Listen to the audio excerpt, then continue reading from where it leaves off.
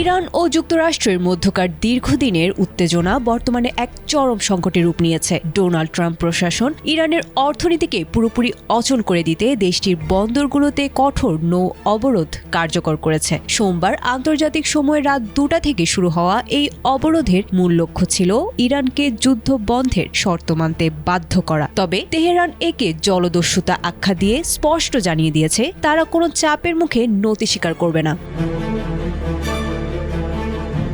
এতদিন যুদ্ধ চললেও ইরান হরমুজ প্রণালী ব্যবহার করে নিজস্ব তেল রপ্তানি চালিয়ে যাচ্ছিল। তথ্যমতে গত মার্চ মাসেও তারা দৈনিক 1.84 মিলিয়ন ব্যারেল তেল বিক্রি করেছে, যা যুদ্ধের আগের তুলনায় অনেক বেশি আয় এনে দিয়েছিল। কিন্তু বর্তমান এই মার্কিন অবরোধ সরাসরি ইরানের আয়ের প্রধান উৎস তেল রপ্তানিতে আঘাত হেনেছে। বিশ্লেষকদের মতে এই অবরোধ ইরানের জন্য মারাত্মক অর্থনৈতিক বিপর্যয় ডেকে আনতে পারে। তেল ছাড়াও দেশটির প্লাস্টিক ও কৃষি পণ্যের রপ্তানি এবং খাদ্য ও যন্ত্রপাতির আমদানি বর্তমানে চরম ঝুঁকির মুখে।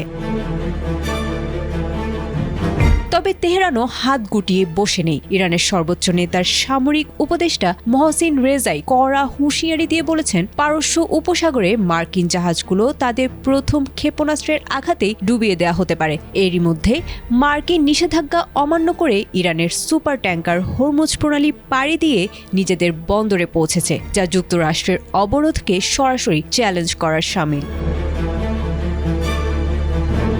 ইতিহাস বলছে ইরানকে যতই কোণঠাসা করা হয়েছে দেশটি ততই অনমনীয় হয়ে উঠেছে। শীর্ষ নেতাদের হারানো এবং হাজারো মানুষের মৃত্যুর পরও তেহরানের বর্তমান সরকার একে অস্তিত্ব রক্ষার লড়াই হিসেবে দেখছে। মার্কিন প্রশাসন দ্রুত যুদ্ধের সমাপ্তি চাইলেও ইরানের এই সংকল্পবদ্ধ অবস্থান ইঙ্গিত দিচ্ছে যে পারস্য উপসাগরে এই সংকট সহজে থামার নয়।